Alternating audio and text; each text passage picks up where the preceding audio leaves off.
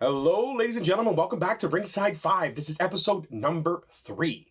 And with me, as always, is my cohort in crime, the one and only voice of reason, a lady who is built for radio and for television. There you go. I said something nice again. Please help me welcome back the one and only Michelle Araujo. Hello. How is everybody doing today? Everybody's doing fantastic because they're listening to us as we discuss another Ringside Top 5. And the Ringside Top 5 for this week is very simple. It's the people that don't get enough credit in pro wrestling. No, not the cameramen or the ring crew. They absolutely deserve all the credit in the world. But these are the narrators of our stories. These are the commentators. That's right. We're going through commentators through the eras. We are Taylor Swifting it on this version of the show. I actually use a lot of Taylor Swift references. Guys, I only know 2 songs. I was just about to say, you've brought Taylor Swift up a lot. Are you a Swiftie? Okay, you know what it is? It's not a Swiftie. Let me get this out of the way. I gotta get this out of the way before we get into the top 5. I'm not a Swiftie, but I will say, like, when Disney was doing, like, the whole documentary, like, ads and promos. Right. The way she says Eras, there's just something about it. Welcome to the Eras Tour. And you're just like, oh, Taylor, say it again. You look like a surfboard, but say it again.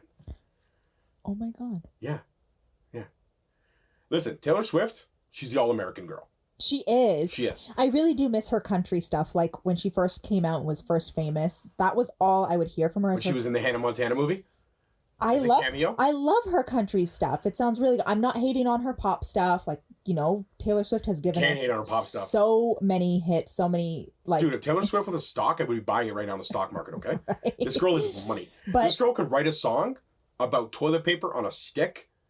Oh, and it would stream 5 billion streams. 1,000,000%. 100%. Yeah. So kudos to Taylor. But I am not a Taylor Swiftie fan. I appreciate her music, but I'm not like a Swiftie. But if there are Swifties listening, no, welcome. Because as a Swiftie, you could be a pro wrestling fan, and that's what's exciting. Wrestling is for everyone. Absolutely. Sorry. Wrestling is for everyone. Wrestling is for everyone. And on this show, our opinions are for us. Ooh. That's how hey, dad joke. So our opinions are for us. Don't like them? Great. Drop Drop a note. Yeah. Drop us a line. Let us know what you're thinking.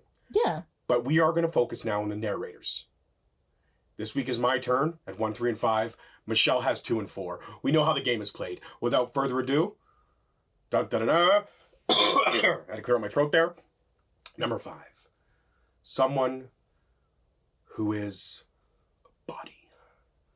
Someone who was a congressman. Someone who I believe was maybe a governor or a congressman. I'm not sure now. Jesse. Oh, he was. He was the governor of Minneapolis. Oh. Minnesota. He was the governor of Minnesota. Or Minneapolis, whatever the state is. Jesse the Body Ventura. That's right. Jesse the Body Ventura. He also starred in The Predator. Or had a guest spot in The Predator. He didn't star. Schwarzenegger starred, obviously. Like he starred in it. Well, listen, Jesse the Body Ventura could... Listen.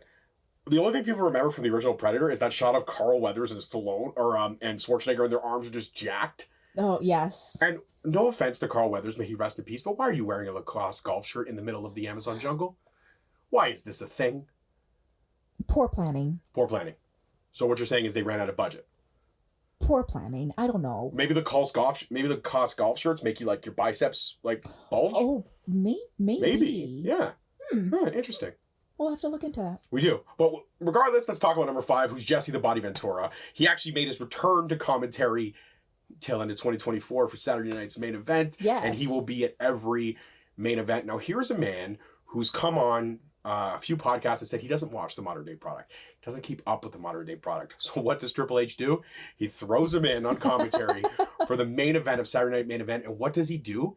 He holds it down. He actually accelerates it. He actually makes it so much more enjoyable than it already was. With Graves and Cold Air, we already have magic. But you add Jesse in, and what I love about Jesse, mic drop line of the night from Jesse on that Saturday night's main event. If it wasn't for guys like me, Cole, Graves, you wouldn't be making the money you're making. And that is the truth. Jesse the Body Ventura, the way he used to say, oh, come on, gorilla. Like, that was everything. Jesse the Body was the voice of Saturday night's main event. He was kind of the classic old school commentary. I mean, when you think of Gorilla Monsoon, you think of Jesse. You also think of Bobby. But because we did Bobby in the managers for episode 2, I didn't think it was right to do Bobby for the commentators. I wanted to give somebody else a little shine. So that's why, number 5, is Jesse the Body Ventura. Michelle, what do you think? I actually like this. I was rewatching Royal Rumble #1 last night. Yeah. And poopy. But yeah, it brought back that that old school feel, because we're so used to hearing Corey Graves and Micheal Cole at this day and age that not necessarily that we've forgotten, but you don't hear voices like Jesse Ventura anymore. You don't hear the raspiness. Yeah, yes. You don't hear that anymore. So it was really nice and refreshing to go back. And I love that, he says, I don't keep up with the product. And Triple H is like, okay, well, now you're going to have to. So... Call Kevin Owens and Cody. Right? Also insult Cody when he's, why are you waiting for the crowd to be hyped up? Just hit your finisher and finish the damn match. But that is something that I can appreciate from a commentator too, right? Because it's not them just watching the match. It's them also being a fan and being invested in what they're seeing and being able to relay that to the people who may not necessarily be seeing, may only be hearing it, or, when you watch... when you watch on TV, you're hearing the commentary, but when you're there live, you don't get that. But then I like to go back and actually listen to what they're saying. I went to Money in the Bank, and I couldn't hear the commentary, obviously. Right. But I went back, watched the next day. It is a very different feel. Very different. The commentary really does pull the viewer in, and I know a lot of people are like, "Yeah, duh, George. Okay, relax. Pump the brakes there, Marks." I get it. Yes, it adds to it, but it really, unless you're listening for it, the subtleties, the one-liners, the brilliance of certain things. And there are people that are built for commentating, and there are people that are not. Your boy is a part-time commentator. I'm not great. I'm okay. You do great. I think you're great. You're saying it because my friend. No. I would tell you that you're crap if you're crap, because I think as a friend, it's my due diligence to let you know, hey, that's not a good look. Stop with these college level words all the time. Just bring it down with the vocab a little bit here. Yes, no, you would tell me you would be diligently honest, and you would be ruthless and aggressive in your point. See what I did there? That's, go back and listen to episode 1 if you don't understand what I'm talking about. But yeah, you know what? You're absolutely right. It's a lost art.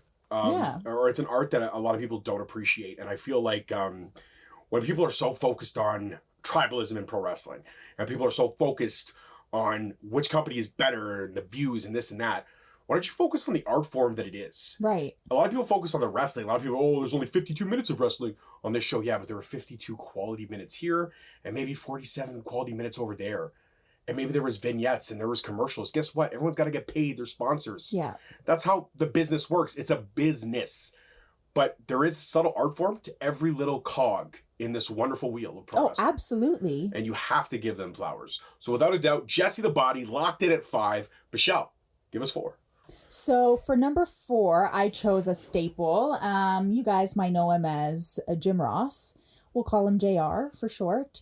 Number 4... I chose him for this spot just because, first of all, iconic. I think growing up, when I think about watching wrestling growing up, the voice that I'm hearing calling matches is JR. The voice that I'm hearing say, not like this, God damn it. He has a family. He's broken in half. He's given us so many one-liners, right? Which is what they're famous for. Stomping a mud hole, baby, you're gonna walk it dry. Right, and because he's so country, I think that the Southern in him gives us those idioms or those sayings that we don't really necessarily hear all the time. Cadence. He's got that Southern cadence. Yes, I love that word so much. Cadence. Yeah, I love that word. Unless you're a hip hop head, you have no idea. What that is, right? But cadence is a thing in hip hop. Look it up. Stinker Tinker Time. Look it up. Stinker Tinker Time. But the real reason why I chose JR as number 4 is with as many great moments that he's called, so many iconic moments, so many great one-liners he's provided us with, he's also had to deliver really terrible news. He's the person who announces to everybody that Owen Hart did in fact, have an accident, that he passed. And I think that's a big responsibility. And you see it also in his face. And I think he even touches on it, that he has the unfortunate responsibility to announce and let everybody know that, and think this about this, happened. Here's the part that really does make my skin crawl in that whole moment. He's letting us at home know what happened. But there are 17,000 people in that arena. that don't know anything because they're not hearing the commentary. And they won't know anything until the next morning. Yeah. So there are 17,000 people that are behind him going, well, he's delivering telling people the that, worst news ever. And then there's that one fan that's going to be like, well, I look like a jackass. No, you don't. You didn't know. You didn't know, right? And you don't know what you don't know. And it not sucks that JR, he'll be synonymous with that moment forever because he had nothing to do with that moment. He just had to be the voice that told us. But I think that also says a lot that, like, you're going to be the person to tell people that. And that's a lot of responsibility. It is a lot of responsibility, but it's somebody that we respected. It's somebody that we heard things from all the time. And like, it's a really sad part that of a great legacy. Like, it's really sad. Like, I don't even know how to word it, but the fact that he held his composure, he did his job, he let us know what was happening, and he did it with such, like, respect to Owen and to, like, let the fans know, you know, unfortunately there was an accident here. The fact that they even chose him to say it, like, because the king is right there. Why didn't they have him announce it? Why didn't they have somebody else? Had to be JR. Right? Just had to be JR. There's a significance there. So as many great moments as he gave us that as well. And I think that just attributes to his dedication to us, his dedication to his work, and just knowing that, you know, okay, this is something I got to say, this is something that takes a lot of responsibility. And he has my utmost respect, literally, if not for the rest of his career, like the other parts of his career, for that. Because how do you do that and be okay and continue to call matches and continue the show? So JR, you are my number 4. I honestly would have you higher because of respect and everything, but I think solid 4s. I don't disagree. I don't disagree. I think he's a great pick for 4. Like you said, a GOAT legend to have come down with cerebral palsy as well. Yes. And to come back and still be in the tip-top form that he was in, and made his cadence even better. Yeah. It added something to that. I can hear his voice right now. I can too. I can hear it now too. Oh no. No, God, not like not that. Like that. Yeah, absolutely. Solid number 4, I love it. Number 3. Yes. Who you got? Again, I apologize for the congestion, ladies and gentlemen. Number 3 is someone who we would acquit with being the one behind the one in 21-1, or the wise man to the tribal chief, or simply being the guy that everyone wants to be a guy of. The innovator, the antagonistic, the smartest man in the room. Just ask him. Ladies and gentlemen, his name is Paul Haymen. Okay, Paul Haymen was a commentator right after ECW shut down. He got brought in. He was paired with Taz for a little bit, paired with Joey Styles for a little bit, paired with JR for a little bit. Led us to some great moments in communication between him and JR. Some of the best juxtaposition of, I hate you, I dislike you, but I'm going to work with you. And Paul Haymen has gone on the record saying that JR made him a better commentator because of the fact of how well JR could play off of his sarcasm and keep the story moving. A lot of people don't recognize real. And I'm about to spit some facts right now. Paul Haymen, hands down, one of the most brilliant minds ever in the business of pro wrestling, but also just in life in general. A man who took a company of misfits and made it into the biggest competition next to a billionaire, 2 billionaires in fact. Gave us something different in a time period where we sought for something different. Gave us something that led to so many legends as they are. But ultimately, not necessarily the best with finances. Fine, no problem. Paul Haymen has distinguished voice, look, style. Paul Haymen is the best promo man there is out there in the world today. I will stand by that. There are men and women in this business now coming up that have either studied or should study a Paul Haymen promo. Okay? To come up with the man, the one behind the one in 21-1. How do you come up with that? Let me say it again. The one behind the one in 21-1. Does anybody know what that means? I do. You do. I know what that means, yeah. If you don't, we're talking about Brock Lesnar and how he broke the Undertaker's streak. But to literally call yourself the one behind the one, that's what makes it special. And that's what he gave us on commentary. Nothing but special. Paul Haymen could tell a story and make you feel the passion like nobody. JR had the cadence. JR had the flow and the style. Haymen had passion. And I say that with the utmost respect. And a lot of people be like, well, I don't agree with you. That's fine. This is R5. Deal with it. But in R5, in our world, Paul Haymen is number 3. I've locked it in. What do you think? I love Paul Haymen. If you go back and listen to our episode number 2, you'll definitely know how much I love Paul Haymen. So to have him as a number 3, I think is pretty solid. He's an incredible talker. Like everything he's done for Roman Reigns in the last few years is a true testament to anything that he could do behind the mic as a commentator. And yeah, like I've mentioned before, every time I think of Paul Haymen, I do think of him in that leather jacket and the hat. Like, you know, I think of ECW Paul Haymen, and I think ECW Paul Haymen would be so incredibly proud to see the growth and to see where he is now, and to know that he really is a jack of all trades. Like, he's almost comparable to like a Bobby Heenan in the sense where I would 100% right? agree. Great talkers. They both did commentary. They've both been managers. They like, both can cut a promo. Like, incredible. And I think it takes a lot to even come up with the one behind the one. In like, 21 it's crazy. and 1. Insane. So Insane. I give it up to you, Paul Haymen. Keep doing what you're doing, baby. Absolutely. So there we go. 3, 4, 5 locked in. Michelle, we're almost at the home stretch. I know. Oh my God. Before we do get to number 2, though, we have to give a shout out to our wonderful sponsors. Not really our sponsors, but the people who put us on the radio, and that is the Huge Pop Hub. Shout out to those guys. To our producer, Randy. Randy, we love you. And our clean audio, Randy. We love our clean audio. All right. So, Michelle. Yes, without a doubt. Without a further delay in time, Yes. give me number 2. So number 2 might be controversial for you guys, but number 2 for me is Mr. Vincent Kennedy McMahon. Oh, shit. Oh, poopy. Oh, poopy. Actually, I should probably watch when I say oh, poopy with Vince McMahon. Oh, no. Yeah, you went there. I did. Yeah. Sticker ticker time, guys. Look that up, okay? I love the passion that he brought.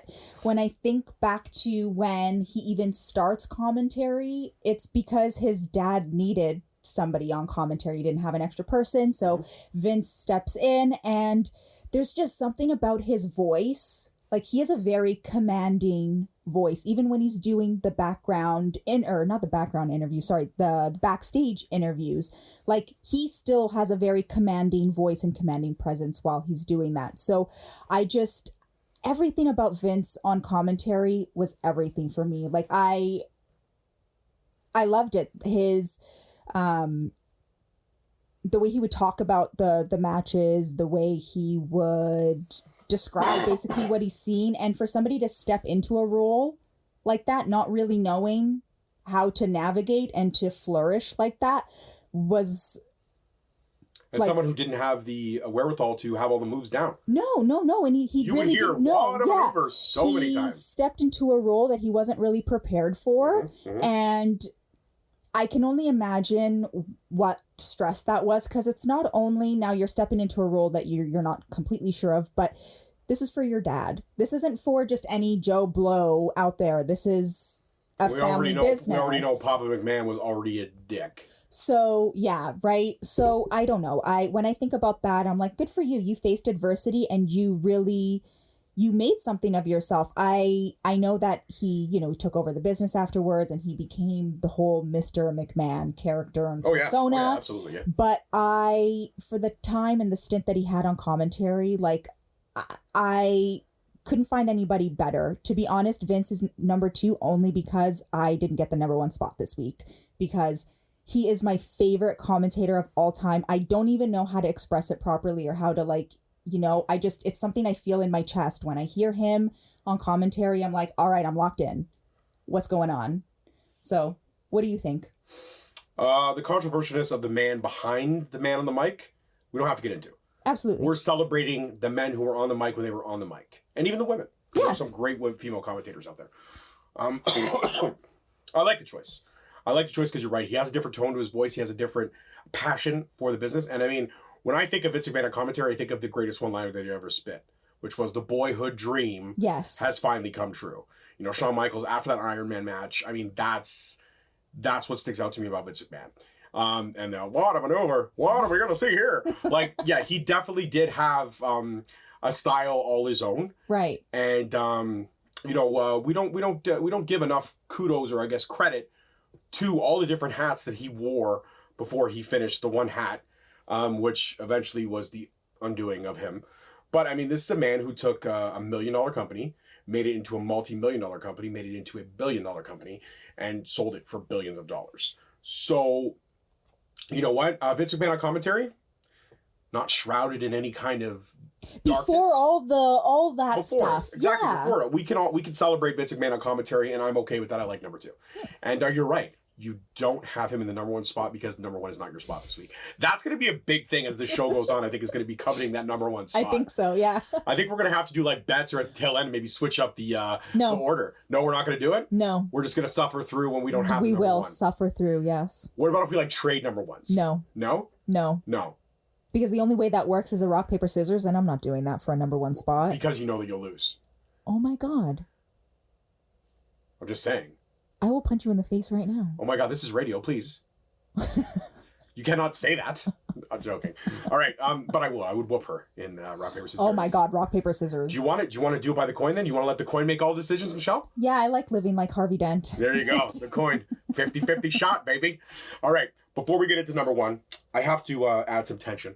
I have to build number 1. No. I'm going to drink some water. He's building, folks. He's building. That's some good H2O. I'm going to clear my throat. Number 1. Micheal fricking Cole. That's right, soak it in. I didn't stutter. I didn't stammer. Micheal Cole, a man who has held it down for almost 30 years, with all of us insulting him, degrading him, not acknowledging how much of a fixture he is, complaining that he's no good to be Jerry or no good to be JR because he was the guy in the chair after them just by chance. The fact that he sat through Byron Saxton. The fact that he suffered through JBL on commentary, which is not good. JBL is not good commentary. The fact that he literally had marks upon marks on the internet insulting every fiber of his being. One person even was smart enough to tweet out, "Go kill yourself, Micheal Cole." That's how wrestling fans give a man with 30 years who has called some defining moments in our lifetimes as wrestling fans.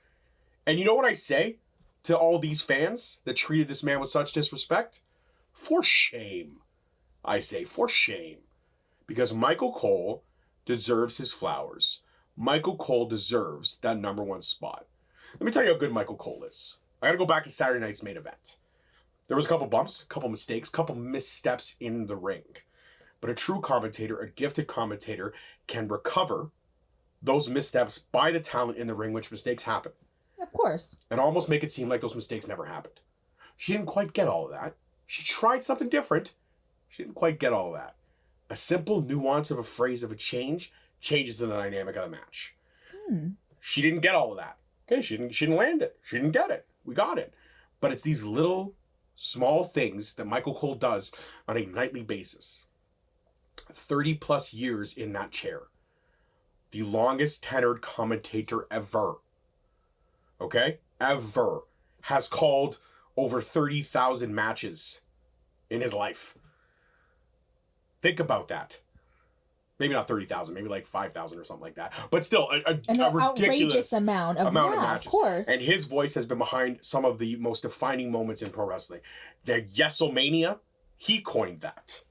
Okay? Micheal Cole, underrated. And Micheal Cole, if you ever hear this, I want to say one thing to you, Micheal Cole. Thank you.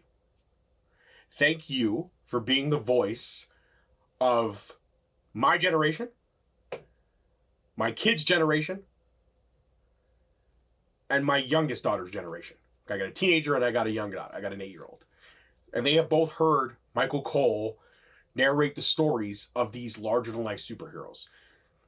In WWE, the wrestlers are the superstars. The wrestlers are our heroes and our villains. They are who we live and die to cheer for. Nobody ever thanks the author. Nobody thanks the person who's reading the audiobook. And that's what Micheal Cole does, and he does it beautifully. So again, to all you wrestling fans that never paid this man a dime of respect, for shame.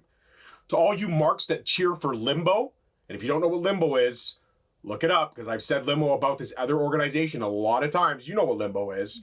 Okay, it's 3 letters. One is the first letter of the alphabet there. I gave you a hint. For all of you over there that say Limbo is the best, for shame.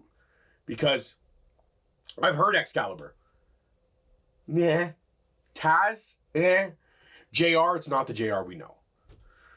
And the fact is that Micheal Cole has been holding it down with Vince McMahon screaming in his ear for close to 3 decades. Do you know how mentally exhausting that must be?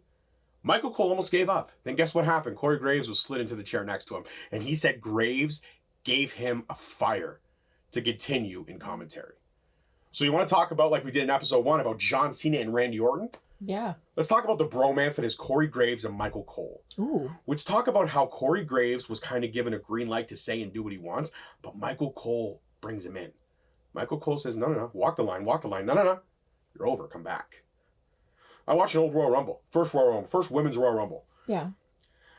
Mandy Rose came out. Corey Graves said, I just like to watch Mandy Rose do something every time. You know who was a guest commentator on that? Stephanie McMahon. Stephanie McMahon looked over and said, okay, calm down over there. Sasha took it as, I don't think that was the way it was supposed to be. No, that was the way it was exactly supposed to be. Yeah. That's Stephanie McMahon saying, gross. Reel it in. Yeah, of course. We are PG. And she's okay, she's woman. a beautiful woman, but have some respect. Have some respect. Absolutely. Micheal Cole, during that whole sequence, he just did his business. Micheal Cole held it down and did his business. He has had the devil himself sit beside him and yell in his ear, and he has held that down. So Micheal Cole deserves his flowers. Micheal Cole deserves your respect as one of the best commentators in this business today and forever. And Micheal Cole deserves number 1. I lock it in, I stamp it. What do you got? How do I even compete with anything you just said? Right? You gotta try. You gotta give an opinion of some kind. I love Micheal Cole as number 1. I think that a lot of people do like put him down. And it's okay. So you might not like his voice or whatever you're nitpicking about. You're absolutely right. Micheal Cole has been the voice for decades, and whether it's been ups or downs, he's the one who's been there. He's the one who's putting in the work. That must be really difficult to have Vince in your ear and to for 30 years. He plays his part, and I think if there's one thing I can respect in this business is a person who plays their part, like The Miz, for example, plays his part, right? He could sit there and he can complain that I don't get title shots. I've worked here for so long. I've paid my dues, XYZ. But he is a businessman. He knows that he's a team player and this is his position right now. Okay, so right now he's maybe not the lead singer. He has to play tambourine for a little bit, and he's okay with that. And great analogy, by the way. Don't laugh. Great analogy, and it's from Chris Rock. He has a Netflix special called Tambourine, and he closes out the show by saying, like, you're not always going to be the lead singer of the band. Sometimes you might not even be the bass player or the drums. So would you rank Tambourine higher than the Triangle? Ooh. Yeah, because the tambourine makes a little more noises. Okay, what about the cowbell? More cowbell. Yeah, so would you say 1 is Tambourine, 2 is Triangle, 3 is cowbell? No, cowbell and then triangle. Okay. Because Will Ferrell was smacking that thing. So the cowbell, just because of Will Ferrell, ranks higher for you. That SNL skit It does. ranks so high for me. We all put our pants on at the same time, except what I do, I make gold records. Because Christopher Walken is great Jimmy Fallon is trying not to pee his pants. Yeah. Like, and that other guy. I don't Chris know who- Kattan. Yeah, or even the other guy who's in all the stuff. I just don't know who he is. He gets guest spots all the time. Hey, Will, why don't you stay here and lay that cowbell down with us right now? Oh my God. So good. All right, back onto the tangent though, but yes, continue. But he has played his part, and I don't think I've ever heard him complain about anything. Like, he just rolls with it. He does his job. And so I am with you when you say thank you, Micheal Cole. Thank you for being you, and for, you know, not feeling or not making us feel like you don't want to be there. I truly get the feeling that he wants to be there. He likes to be there. He loves it. Like, He does. you know, and that invigorates the fan in me, right? I want to be surrounded by people who feel the same way about that than I do. I don't want to hang out with people who don't like wrestling. Like, so. It's fair. But it's also Micheal great Cole. to say that thank you, Micheal Cole, for making us feel Yeah. the moments. Yeah, absolutely. That's I think, the biggest thing. So thank you for making us feel the moments. And on that note, the 5 is locked in. Locked in, guys. Locked in. You can check us out next week again, every Sunday on the Huge Pop Radio Hub. Shout out to our Huge Pop family. Check out all the wonderful shows there. Smack Daddies, The Law, What Is Work, also Huge Pop, which is Donnie De Silva and the great Jimmy Corderas. Ooh. So check those out. There's also Storytime with Jimmy, Drosh Ra's Raw, a lot of great shows. And we are just honored to be a part of that amazing group of talented people.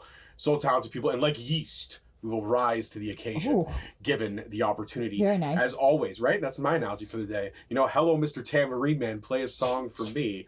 As always, I'm your host, your boy, George Mckay, and this is my cohort in crime. Michelle Araujo. And that's it for this one, guys. Don't forget to check us out. Episode 4 coming next week. Should we announce it now, or are we still trying to lock it in? Are we going with what we decided? We'll let them guess. We'll let them guess. Yeah. Okay, yeah. You know what? Drop a hint as to what you think. And also, you know what? Drop some ideas for us. If there's Absolutely. something you want us to break down our 5, or you're curious to hear our 5, we're all about it. Don't forget to follow us on all our socials. Straight Talk Wrestling across the board. Michelle also has her socials on Instagram. Yeah, Michelle Araujo, _. DM her, but don't be weird, guys. Okay, let's please, let's not be weird. Okay. As always, peace, love, and wrestling. We will both see you next week. Bye.